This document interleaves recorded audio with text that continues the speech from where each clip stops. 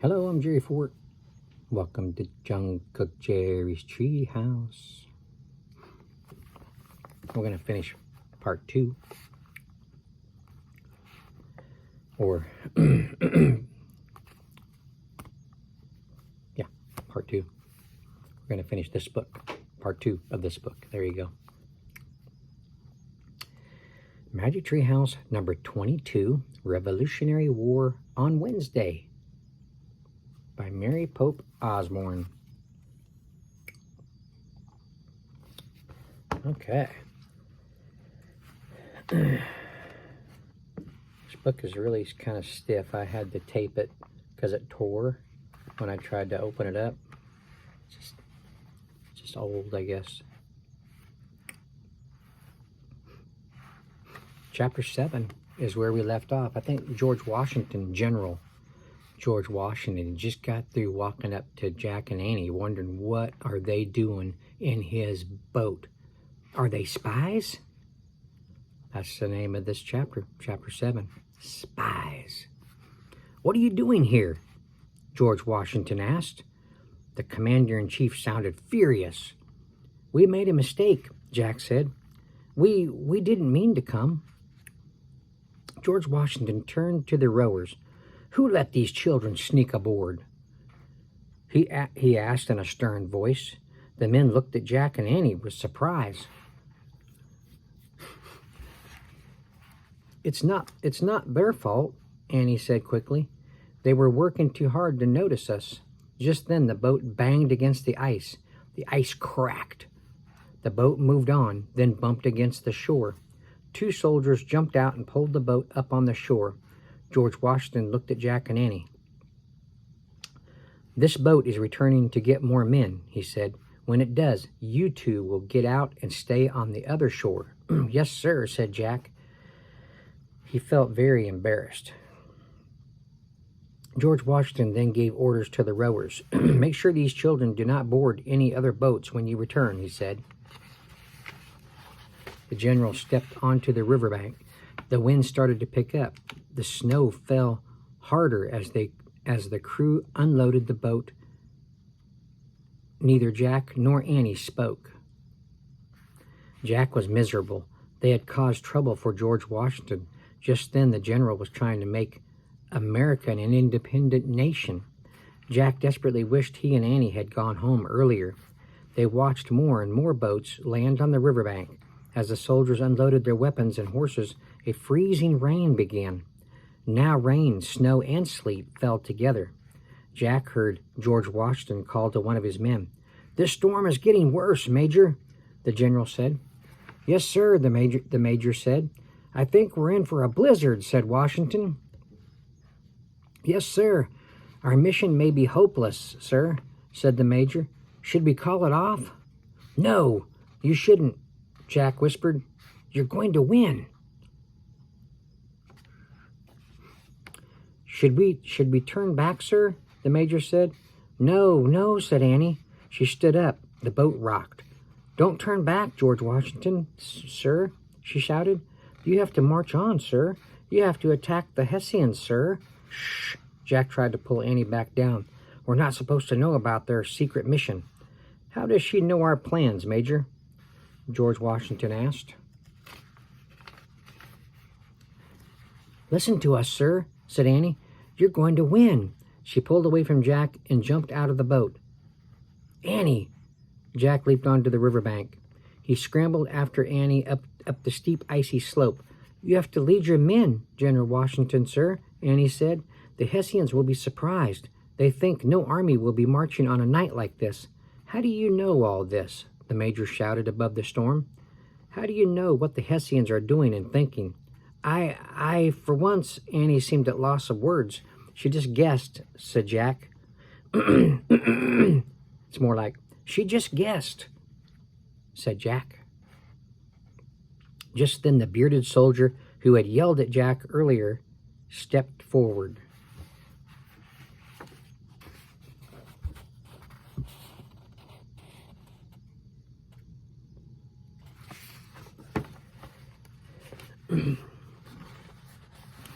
I saw this boy earlier, he said. He was writing things down. "No, I was just—" Now Jack was at a loss for words. "Seize them," the major shouted. "They're spies." Chapter 8. These are the times. Jack grabbed Annie's hand. "We're not spies," he said. He whirled around to face George Washington. "General Washington, remember those words you said to your men," Jack said. "You should believe them yourself, sir."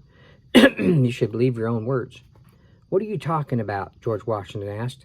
Jack yanked his captain's letter from his bag.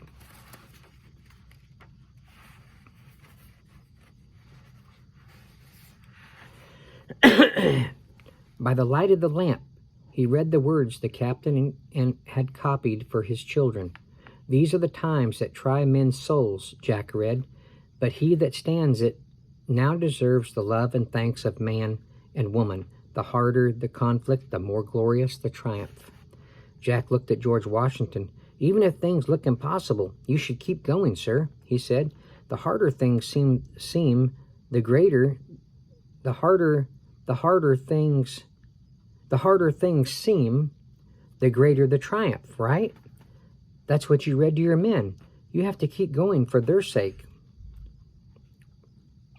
"Yes, and you have to keep going for our sake," said Annie. "For the sake of the future children of America, sir." As the wet snow hissed about them, George Washington stared a long moment at Jack and Annie.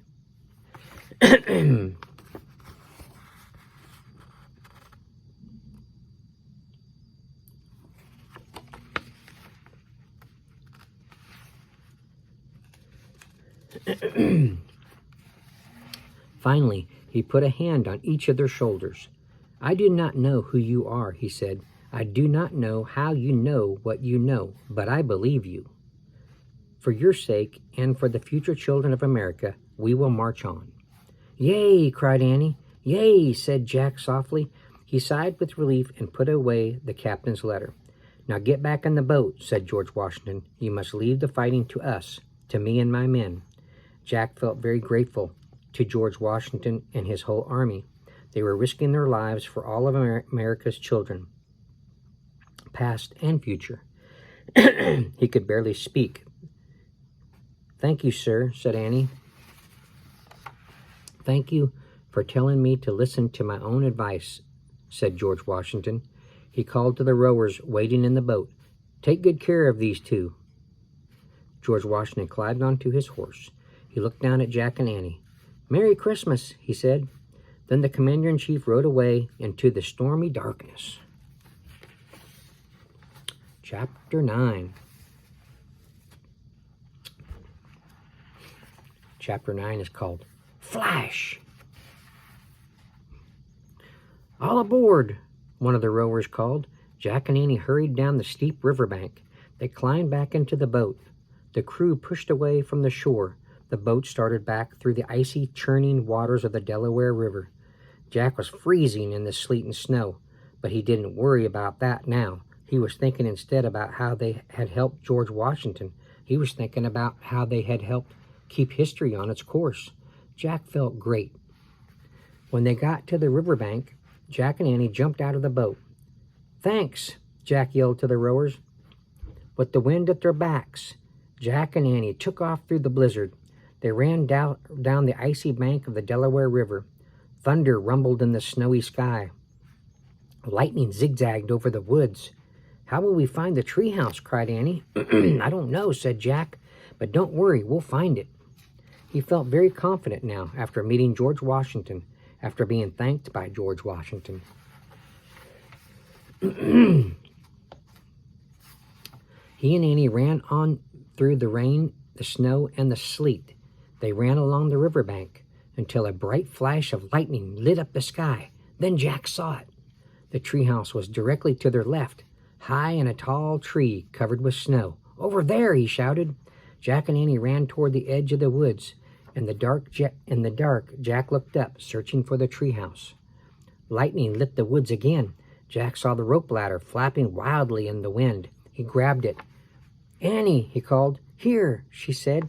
"Let's go," he said.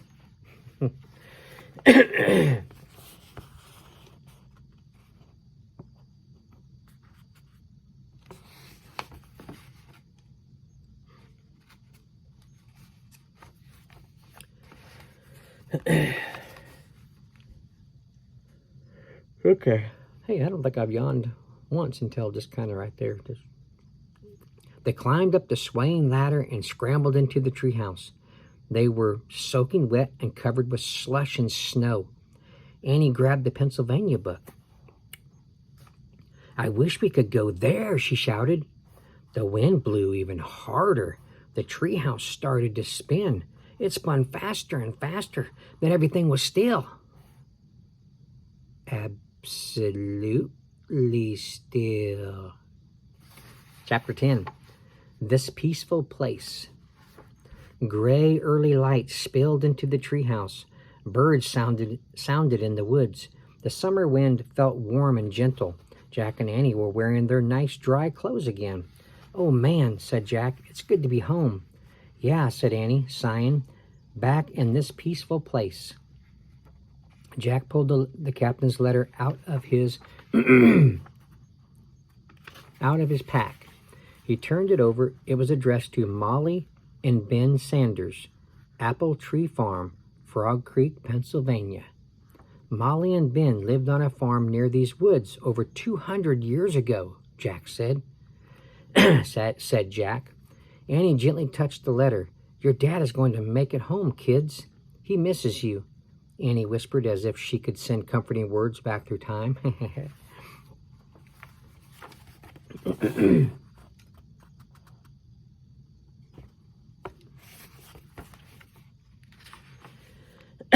Jack carefully placed the special writing from the Revolutionary War next to the writing from the Civil War. "Look," said Annie. "Uh-oh, here comes one." Ugh.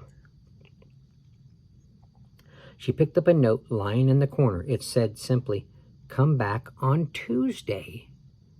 "Another message from Morgan," said Annie. Jack smiled. He put on his pack. "See you on Tuesday, Treehouse," he said. He started down the rope ladder. Annie followed. In the early daylight, they ran through the Frog Creek woods. Then they ran down their street. They climbed onto their porch and rested against the railing. They looked out at the dawn sky. Jack remembered the whoosh of the cold wind of on the Delaware. He remembered the hiss of the wet snow and the slosh of the icy waves.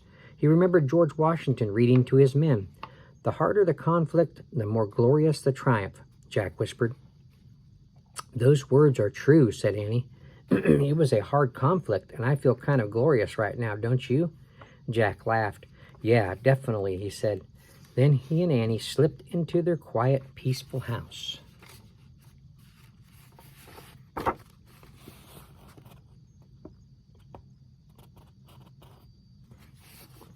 Is that it? Yep. So this happened. The back. See how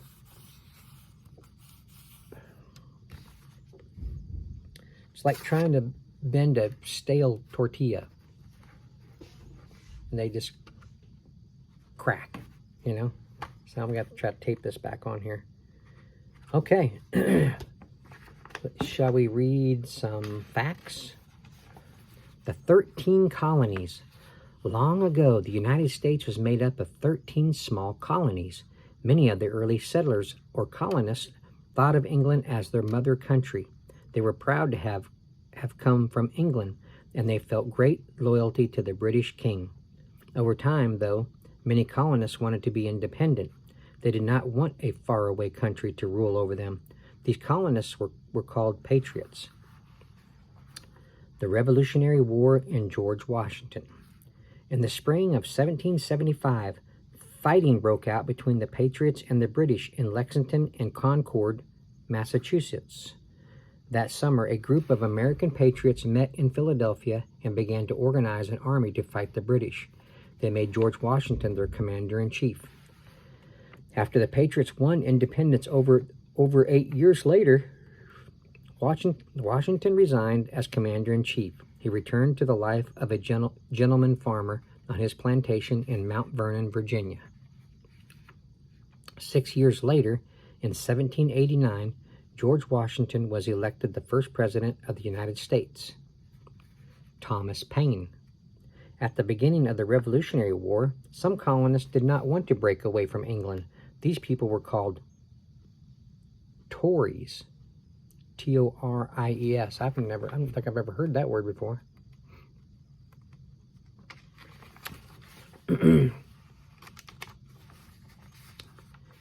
In January 1776, a British writer named Thomas Paine wrote a powerful essay that attacked the idea of being a king. Paine called his essay Common Sense. It inspired many Tories to join the Patriots' cause.